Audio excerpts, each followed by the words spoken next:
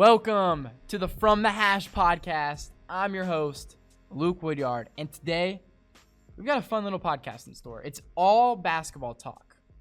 So we start with March Madness. I go over my bracket. I go over the games that I liked, give my Final Four predictions, and then we go to a brand new segment to end our time, Blind Resume. It's over NBA players.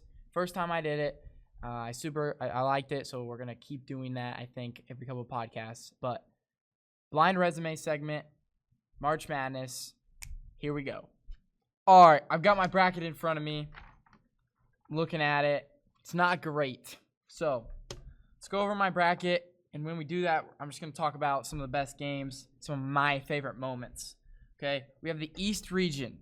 Okay, I had Duke coming out of the East region. That did not happen. I was 5 for 8 in the first round on this. I picked Duke, Ohio State, St. John's.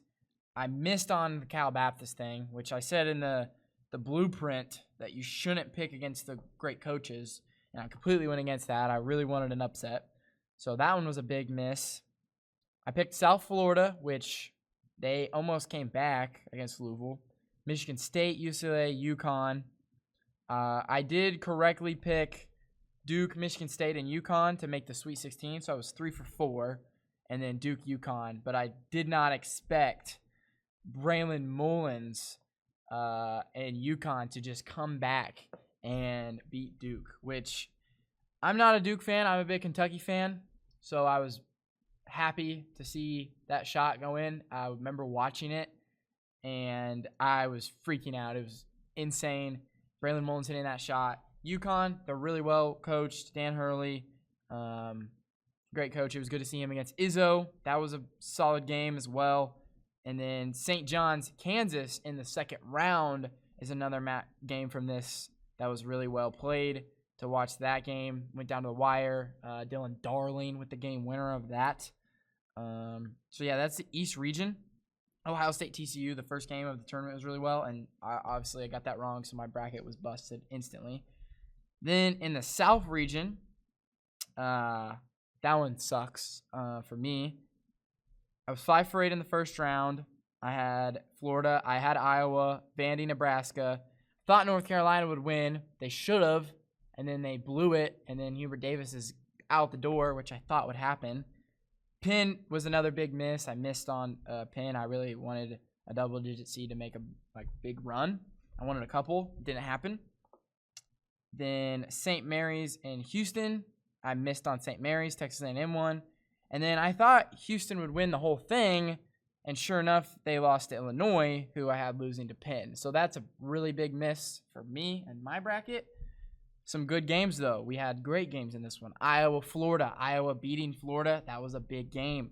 Vandy, Nebraska was also a big game. Those two were really good games of the tournament. In the first round, you would have had – what was a really good first-round game in this one? North Carolina, VCU. Talked about that. Then, over in the West, I also went 5 for 8 in the first round. I did have Arizona coming out of it, so there we go. I got one so far in the Final Four. I picked Gonzaga to go pretty far, so them losing to Texas was a miss. I did say that, an 11 seed was going to make a run, but I picked SMU, and they lost to Miami of Ohio. So, missed by me. But Gonzaga loses to Texas. High Point over Wisconsin, the 5-12, which looking back, I didn't pick any 5-12 upsets, so that was a miss. But that was a really good game, watching High Point win. That was the biggest upset of the first round. Arkansas, they had a solid game against High Point. It was really high scoring. Then but Arizona has looked really well in this. So a miss also was I thought Missouri would make a run. They lost first round, so that was a miss. And then in the Midwest, I did pick Michigan in that, so I went 2 for 4 in my Final Four. But Houston was my champ, so I already got that wrong. And they couldn't hit a shot against Illinois. It was awful. Couldn't hit any shots. But regardless, I went 6 for 8 in the first round, so I did pretty well on that. My misses were Hofstra and SMU, so those are my 2 misses, which Bama ended up making it to the Sweet 16. Shout out to them. Played pretty well. LeBaron Philon is a bucket. They didn't have Aiden Holloway, obviously, but still. And then first round, which I think was the best first round matchup, was Kentucky-Santa Clara. I was absolutely ecstatic. Otega Owe, love you, man. Like, such a great shot. It was crazy. The emotions were everywhere. But good games in this region. Later on, I would say the Virginia-Wright State was a solid first round matchup. Wright State, you know, we had a couple close matchups in that, but just didn't happen. So Wright State, they lost. But then it fell apart for me in the Midwest. I had Michigan, Texas Tech, SMU, and Kentucky. Only Michigan advanced.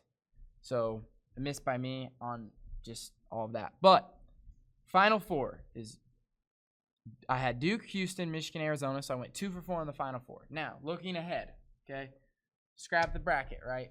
We all knew it wouldn't work.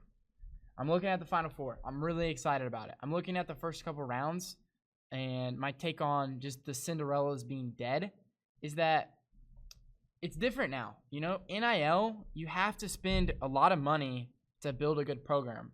And while I would say Cinderellas aren't dead, I think it's evolving because with NIL, all these top teams are spending a lot of money, and they're going to poach any good player from a mid-major. So I think you're not going to have all the same mid-majors keep making runs every year. Like you can't build a mid-major. It has to be a one-year thing. So you'll see some mid-majors win a game, like High Point, for example. They'll win, but then all these guys are going to get poached. Or Miami of Ohio, all these guys are going to get poached. You look at Iowa, they made a run with Ben McCollum. All those guys are from Drake, right? Drake won their tournament game, and then all of Drake's guys get poached with their coach to Iowa.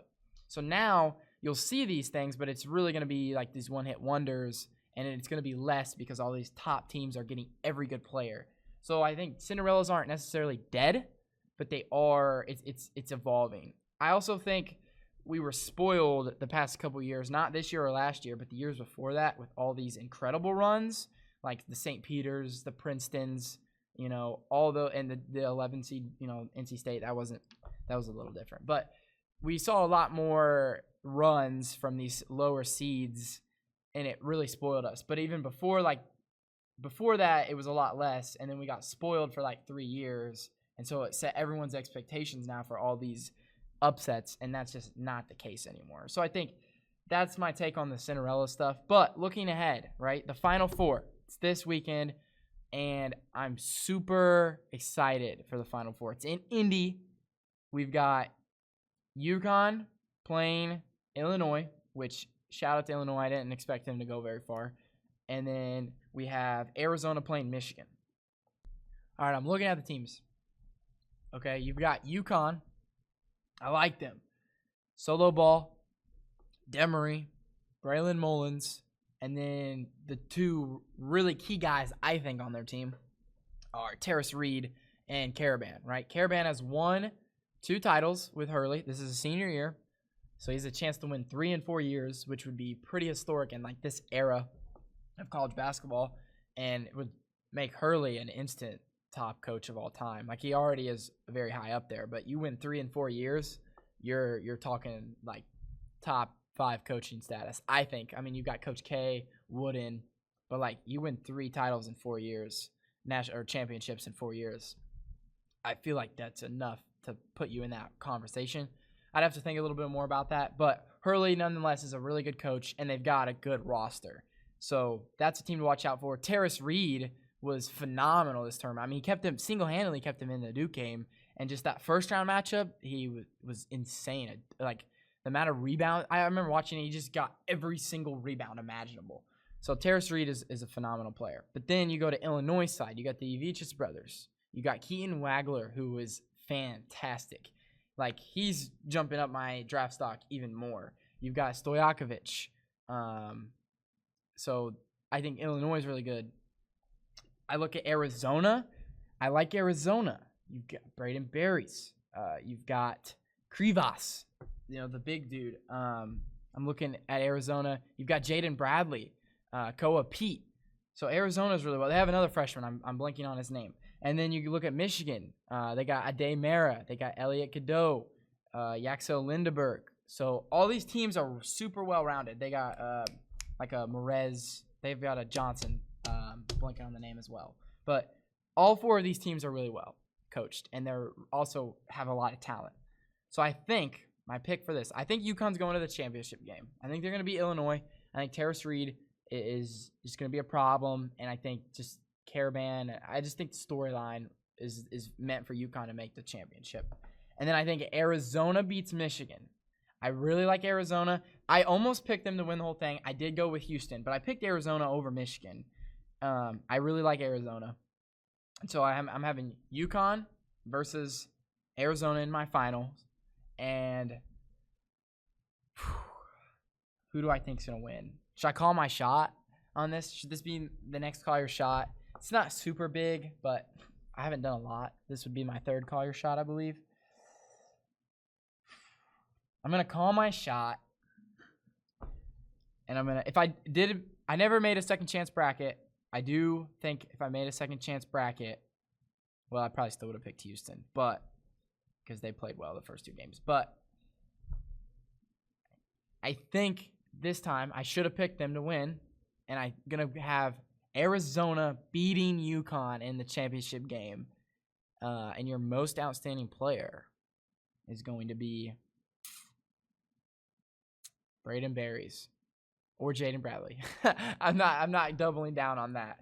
But it'll be one of the 2 guards, Berries or Jaden Bradley. And I think they're going to win because of the guard play. You have to have a really good guard to win it all. And that's going to be my pick. Or Wagler that I can win. But UConn is going to beat Illinois, I think. Arizona over Michigan. It's going to be great basketball. Like last year, the Final Four was electric. It's going to happen again. And I'm taking Arizona to beat UConn. And it's going to be the first time since like the 90s that a team west of the Mississippi has won. So it's going to break that curse. That's my pick. I'm calling my shot on it. Give me Arizona to win the Final Four. And now it is time for the special brand new segment. Basically, the idea here is my editor, Brock, he's got a blind resume for me. So we're doing NBA. That's all I know. It's going to be 2 players from the NBA. No idea when they played. I'm going to look at their resumes, and I'm going to tell you who I think is better, player A or player B. And then Brock's going to reveal to me both players, and I'll tell you if I agree or disagree with what I said based off just a blind resume. So here we go. First time seeing this. Okay, player A is at 27 points per game, 6.7 assists per game.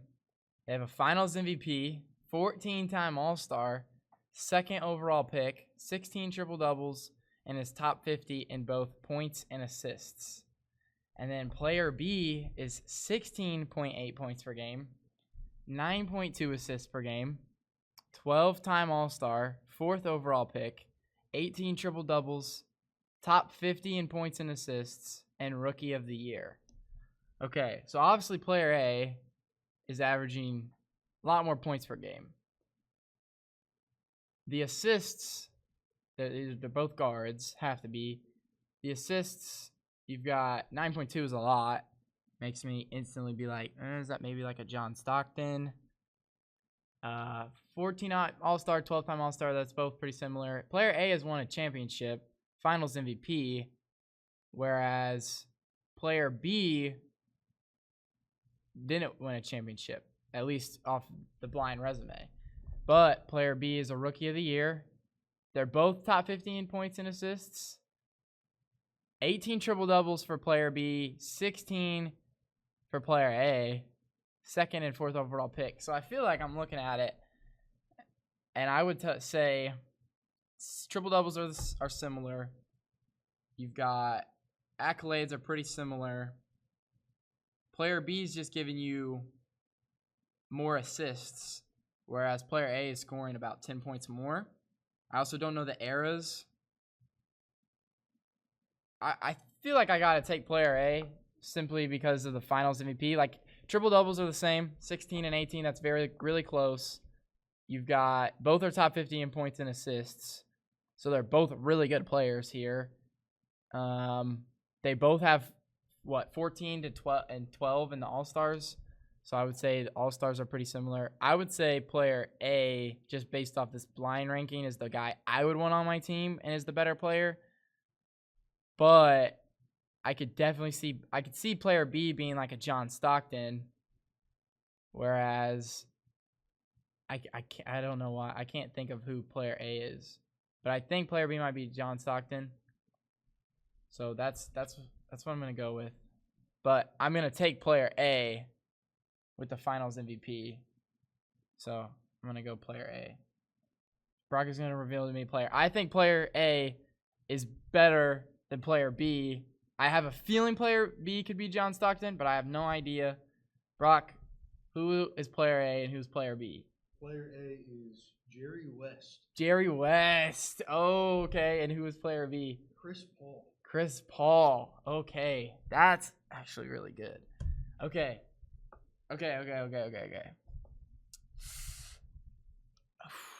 That's tough. They're both really good players. I should have. Yeah, okay. 16.8 points per game and 9.2 assists totally is a Chris Paul. I see that. Also, yeah, Chris Paul won Rookie of the Year, but John Stockton would have been. That's fine. I got it wrong, but it's fine. Okay, so player A is Jerry West. A long time ago, played way back when. He's the logo, and then player B is Chris Paul. So I've actually done a lot of like point guard lists. I've thought about it, and then so I have Steph and Magic is 1 and 2. I still have Magic over Steph, and then my third is Isaiah Thomas. But then you start thinking like Chris Paul. I mean, dude is made every team that he's on like better. Really good guard. I really loved watching him. Like, obviously, if you look up Clippers highlights when he played on the Lob City Clippers, electric. Go find those. So cool. That was awesome back in my childhood. But after like the Clippers and even after the Rockets, really like his career, everyone thought, oh, this dude's done. And just seeing him on the Thunder that one season was like super cool. And like he played really well. And then he went to the Suns and made them better. They went to the finals. I remember rooting for the Suns, and they were up 2-0, and then they lost to the Bucks. But I really do like Chris Paul as a player. He makes teams better. But all time, I would take Jerry West over him. Jerry West is really good. I think if you're looking for just maybe a point guard on your team, I've always thought of Jerry West as like kind of a 2. He's a combo guard. It's harder to tell if he's a 1 or a 2, whereas Chris Paul, he's a point guard. I would still say I take Jerry West over him all time. I've got Jerry West somewhere in my top like 15 to 20 players of all time. I don't have that list off the top of my head, but Chris Paul is not in my top 15 or 20. So I'm very happy that I got that's what I picked. And like here's one of the things with Chris Paul. He's been a great point guard, and he's a guy you want on your team. Very good leader, great passer, phenomenal passer. He's got really good IQ, and the problem is in the playoffs he just doesn't. He's had a tendency to choke. There's plenty of times where he's choked. For example, like I just talked about, on the Suns, they're up 2-0 in the finals, and they blew it. Giannis and the Bucks went 4 straight. And so that's just some instances. He's never won a championship. He had chances, like even on the Rockets, yeah, he got hurt that year. Arguably, they could have beat the Warriors in that Western Conference Finals, but they still lost. And they were up 3-2 in that one. But just the amount of times he's choked in the playoffs just has not been able to win. I believe they lost first round when he was on the Thunder to the Rockets that year with Harden, I believe. I think that was in the bubble.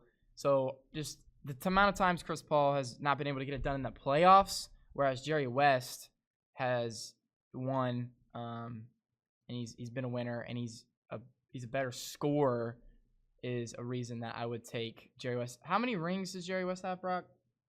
He just has 1? Yes? Yes. Just has 1? 1 ring. With Where you at? Wilt. He would have won that with Wilt, I believe. Oh, yeah. 1-8 in the finals. But all those were to like the Celtics.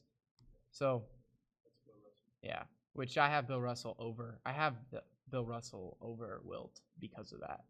Basically, to wrap up my thoughts here. I'm happy that I picked player A over player B. I went into it because of the championship and the Finals MVP. Brock did point out, which I did know but didn't recollect, that Jerry West won the Finals MVP when he lost. He's the only guy to ever do that. But he still has a championship. He's a winner. Chris Paul hasn't been able to get it done in the postseason, which is a reason why I would take Jerry West over Chris Paul, and I'm happy with that. And so, yeah, I'm happy that I picked player A over player B. I think we're going to do a lot more of this as a segment. And, yeah, that's it for this segment. And that is it for the podcast. Just want to say thank you guys for watching. Super excited about just stuff coming up. And looking forward to next time. I'm going to talk some baseball action, probably a little more NBA talk with, playoffs coming up. And then the Masters is coming up, and we will have to talk about that.